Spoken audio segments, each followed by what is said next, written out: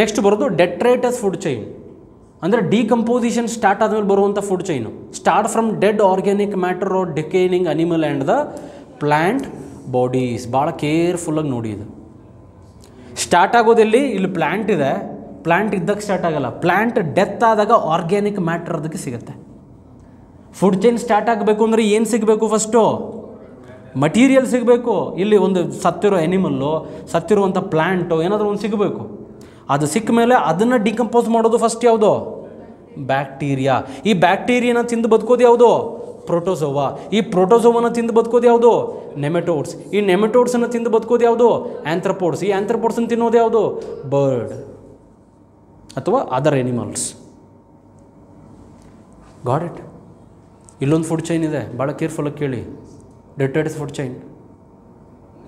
ಎಕ್ಸಾಮಲ್ ಪ್ರಶ್ನೆ ಬಂದಿತ್ತು. ಏನಂತ ಪ್ರಶ್ನೆ ಬಂದಿತ್ತು ಅಂತ ಹೇಳಿದ್ರೆ ಇದನ್ನು ಕೇರ್ಫುಲ್ಲಾಗಿ ನೋಡಿ ಕೇಳ್ತೀನಿ. ಈ ಡೆಟ್ರೇಟಸ್ ಫುಡ್ ಚೈನಲ್ಲಿ ಪ್ರೈಮರಿ ಕನ್ಸ್ಯೂಮರ್ಸ್ ಯಾರು? ಈ ಪಿಕ್ಚರಲ್ಲಿ ಇಲ್ಲ ಅಷ್ಟೇ, but it can be A primary consumer. Right? ನೀವು ಫಂಗೈ ತೊಗೋಬೋದು, ಬ್ಯಾಕ್ಟೀರಿಯಾ ತೊಗೋಬೋದು ಆ್ಯಸ್ ಅ ಪ್ರೈಮರಿ ಕನ್ಸ್ಯೂಮರ್ಸ್. ಅಂದರೆ ಏನಿದು ಪ್ರೈಮರಿ ಕನ್ಸ್ಯೂಮರ್ಸ್? ಅಂದರೆ ಈ ಡೆಡ್ ಆರ್ಗ್ಯಾನಿಕ್ ಮ್ಯಾಟ್ರನ್ನ ಫಸ್ಟ್ ತಿನ್ನೋದು ಇವು ಪ್ರೈಮರಿ. ಇದಾದಮೇಲೆ ಬರೋದು ನಿಮಗೆ ನೆಮೆಟೋಡ್ಸು, ಆ್ಯಂಥ್ರಪೋಡ್ಸು ಇವೆಲ್ಲ ಏನೋ ಸೆಕೆಂಡರಿ. ಅದಾದಮೇಲೆ birds, animals tertiary.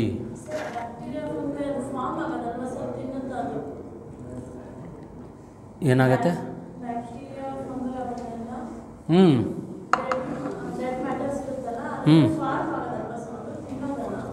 Bacteria ತಿನ್ನಲ್ವಾ? Bacteria dead organic ಮ್ಯಾಟ್ರನ್ನ ತಿಂದಿಲ್ಲ ಅಂದರೆ ನಮಗೆ ಡೆಡ್ ಆರ್ಗ್ಯಾನಿಕ್ ಮ್ಯಾಟ್ರ್ ಇರೋಲ್ಲ, ಕಸ ಬಿದ್ದಿರೋದು ಕಸದಂಗೆ ಇರುತ್ತೆ. ನೀವು ಯೋಚನೆ ಮಾಡಿ, ಡಿಕಂಪೋಸೇ ಆಗಲ್ಲ. ಈಗ ನೀವು ಇಷ್ಟು ಕಸ ತೊಗೊಂಡೋಗಿ ಮನೆಯಿಂದ ನಿಮ್ಮ ಮನೆ ಮುಂದೆ ಹಾಕ್ತೀರಿ, ಅದು ಒಂದು ಸ್ವಲ್ಪ ದಿವಸ 6 ತಿಂಗಳಾದಮೇಲೆ ಒಂದು ಚೂರು ಇರೋಲ್ಲ. ನೀವು ಮುನ್ಸಿಪಾಲಿಟಿ ಅವ್ರು ಕ್ಲೀನ್ ಮಾಡಿದ್ದಾರೆ ಅನ್ಕೋಬಾರ್ದು. ಅದು ಕೊಳೆತು ಬ್ಯಾಕ್ಟೀರಿಯಾ ಅದನ್ನು ತಿಂದು ಡಿಕಂಪೋಸ್ ಮಾಡ್ತವೆ. ಯಾವಾಗ ಅಲ್ಲಿ ಫುಡ್ ಅವೈಲಬಿಲಿಟಿ ಇರಲ್ವೋ ಕೊನೆಗೆ ಆ ಬ್ಯಾಕ್ಟೀರಿಯಾನು ಸತ್ತೋಗ್ತವೆ. ಹಾಗಾಗಿ ಆ ಜಾಗ ಫುಲ್ಲು ಕ್ಲೀನ್ ಆಗುತ್ತೆ. ಒಂದು ಸರಿ ಇಮ್ಯಾಜಿನೇಷನ್ ಮಾಡಿ, ಏನಾದರೂ ಬ್ಯಾಕ್ಟೀರಿಯಾಗಳಿಲ್ಲ ಅಂದರೆ ಏನಾಗ್ಬೋದು ನಮ್ಮ ಪರಿಸ್ಥಿತಿ ಅಂತ. ಹಾಕಿದ ಕಸ ಹಾಕಿದ ಕಡೆ ಹಂಗೆ ಇರುತ್ತೆ, ಡಿಕಂಪೋಸೇ ಆಗಲ್ಲ. ಮರಕ್ಕೆ ನೀವು ಗೊಬ್ಬರ ಹಾಕ್ತಾಯಿದ್ರೆ ಗೊಬ್ಬರ ಕರಗ್ತಾನೆ ಇಲ್ಲ. ಕರೆಕ್ಟ್ ಅಲ್ವಾ? Bacteria is very very important. Micro organisms ಅದು. ಆ ಮೈಕ್ರೋ ಆರ್ಗ್ಯಾನಿಸಮ್ಸು ಡಿಕಂಪೋಸ್ ಮಾಡಿ ಪ್ಲಾಂಟ್ಗಳಿಗೆ ನ್ಯೂಟ್ರಿಯೆಂಟ್ಸನ್ನು ಸಪ್ಲೈ ಮಾಡಿಲ್ಲ ಅಂತ ಹೇಳಿದ್ರೆ ನಮಗೆ ತಿನ್ನೋದಕ್ಕೆ ಫುಡ್ಡೇ ಸಿಗಲ್ಲ. It is very very important. You understand? So bacteria and fungal enzymes degrade detritus into simpler inorganic substances. ಇದು ಸ್ವಲ್ಪ ಡೆಪ್ತ್ ಇದೆ, ಇದು ಬೇಡ ನಿಮ್ಗೆ ಅಂಡರ್ಸ್ಟ್ಯಾಂಡಿಂಗ್, ಬಟ್ ಆದರೂ ಎಕ್ಸ್ಪ್ಲೈನ್ ಮಾಡ್ತೀನಿ. ಬ್ಯಾಕ್ಟೀರಿಯಾ ಫಸ್ಟ್ ಏನು ಮಾಡುತ್ತೆ? ದೊಡ್ಡ ಮೆಟೀರಿಯಲ್ಸನ್ನು ಬ್ರೇಕ್ ಡೌನ್ ಮಾಡ್ತವೆ. ಬ್ರೇಕ್ ಡೌನ್ ಮಾಡಿ ಅದನ್ನು ಸ್ಮಾಲ್ ಬ್ಲ್ಯಾಕ್ ಕಲರ್ಡ್ ಸಬ್ಸ್ಟೆನ್ಸ್ ಆಗಿ ಮಾಡ್ತವೆ. ಕೆಲವು ಸರಿ ಚೆನ್ನಾಗಿ ಒಂದು ಕಡೆ ಕೊಳ್ತಿರುವಂಥ ಇದನ್ನು ನೀವು ತೊಗೊಂಡ್ರೆ, ಅಂದರೆ ಒಂದು ಕಡೆ ನೀವು ಇದಕ್ಕೆ ಹೋಗಬೇಕು, ಅಗ್ರಿಕಲ್ಚರ್ ಪ್ರಾಪರ್ಟಿಗಳಿಗೆ ಹೋದರೆ ಆರ್ಗ್ಯಾನಿಕ್ ಫಾರ್ಮಿಂಗ್ ಮಾಡ್ತಿರ್ತಾರಲ್ಲ, ಅಲ್ಲಿ ಎಲ್ಲ ವೇಸ್ಟ್ಗಳನ್ನ ಬೀಸಾಕಿ ಅಲ್ಲೇ ಕೊಳ್ತಿರುತ್ತೆ. ಆ ಕಸ ಎಲ್ಲ ಆಚೆಗೆ ಸೇರಿಸ್ಬಿಟ್ಟು ಸ್ವಲ್ಪ ಒಳಗಡೆ ಮಣ್ಣು ಹಿಂಗೆ ತೊಗೊಳ್ಳಿ, ಬ್ಲ್ಯಾಕ್ ಕಲರ್ ಸ್ಪಾಂಜ್ ಥರ ಇರುತ್ತೆ, ಹಿಂಗೆ ಅಮ್ಕೋದ್ರೆ ಸ್ಪಾಂಜ್ ಥರ ಸಿಗುತ್ತೆ. ಅದೇ ಹ್ಯೂಮಸ್.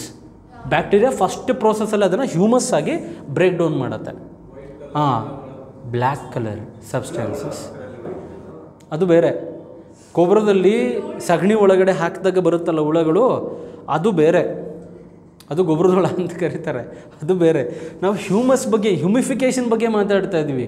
ಹ್ಯೂಮಿಫಿಕೇಷನ್ ಅಂತ ಹೇಳಿದ್ರೆ ಕಣ್ಣಿಗೆ ಕಾಣದಲ್ಲಿರುವಂತಹ ಬ್ಯಾಕ್ಟೀರಿಯಾಗಳು ಡೆಡ್ ಆರ್ಗ್ಯಾನಿಕ್ ಮ್ಯಾಟ್ರನ್ನ ಚೆನ್ನಾಗಿ ಡಿಕಂಪೋಸ್ ಮಾಡಿ, ಆ ಡಿಕಂಪೋಸ್ ಮಾಡಬೇಕಂದ್ರೆ ಏನಿರಬೇಕು? ಸೂರ್ಯನ ಬೆಳಕು ಕಡಿಮೆ ಇರಬೇಕು, ಜೊತೆಗೆ ಮಾಯ್ಶ್ಚರ್ ಸಪ್ಲೈ ಇರಬೇಕು. ಆಗ ಡಿಕಂಪೋಸ್ ಮಾಡಿ ಅದು ಚೆನ್ನಾಗಿ ಕೊಳೆತು ಬ್ಲ್ಯಾಕ್ ಕಲರ್ ಸಬ್ಸ್ಟೆನ್ಸ್ ಆಗುತ್ತಲ್ಲ, ಅದನ್ನೇ ಹ್ಯೂಮಸ್ ಅಂತ ಕರಿತೀವಿ. ಅದು ಫಸ್ಟ್ ಪ್ರೋಸೆಸ್.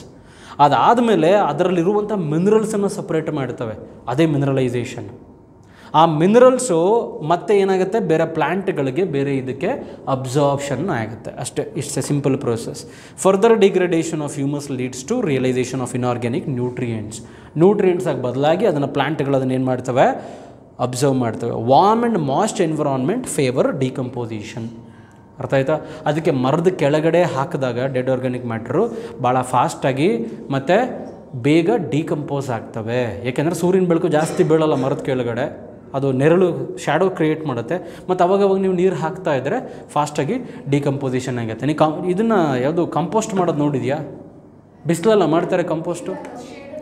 ಫುಲ್ಲು ಎಲ್ಲ ಒಣಗಿರೋ ಕಸ ಹಾಕಿ, ಹಸಿ ಕಸ ಹಾಕಿ, ಒಣಗಿರೋ ಕಸ ಹಾಕಿ, ಹಸಿ ಕಸ ಹಾಕಿ, ಮೇಲ್ಗಡೆ ಮಣ್ಣು ಹಾಕಿ, ಆಮೇಲೆ ಒಳಗಡೆ ಎರೆಹುಳಗಳನ್ನ ಬಿಟ್ಟು, ಆಮೇಲೆ ಒಂದು ಪ್ಲಾಸ್ಟಿಕ್ ಕವರ್ ಹಾಕಿ ಸೂರ್ಯನ ಬೆಳಗ್ಗೆ ಬೆಳೆದಂಗೆ ಫುಲ್ಲು ಕವರ್ ಮಾಡ್ತಾರೆ. ಮಾಯ್ಶ್ಚರ್ ಎಲ್ಲ ಒಳಗಡೆ ನೀರೆಲ್ಲ ಹಾಕ್ಬಿಟ್ಟು ಕವರ್ ಮಾಡಿಬಿಡ್ತಾರೆ. ಆಮೇಲೆ 3 ಮಂತ್ಸ್ ತೆಗಿಯಲ್ಲ, 3 ಮಂತ್ಸ್ ಅದನ್ನು ಓಪನೇ ಮಾಡಲ್ಲ. 3 ಮಂತ್ಸ್ ಆದಮೇಲೆ ಏನು ಮಾಡ್ತಾರೆ ಗೊತ್ತಾ? ಮಿಕ್ಸ್ ಮಾಡ್ತಾರೆ. ಮಿಕ್ಸ್ ಮಾಡಿಬಿಟ್ಟು ಮತ್ತೆ ಮುಚ್ತಾರೆ. ಆಮೇಲೆ ಮತ್ತೆ 3 ಮಂತ್ಸ್ ಆದಮೇಲೆ ತೆಗೆದಾಗ ಅದು ಗೊಬ್ಬರವಾಗಿ ರೆಡಿಯಾಗಿರುತ್ತೆ. ಅದನ್ನು ಅಗ್ರಿಕಲ್ಚರ್ ರೀಜನ್ಗೆ ಯೂಸ್ ಮಾಡ್ತಾರೆ. ಹಾಂ, ಆಪ್ಷನ್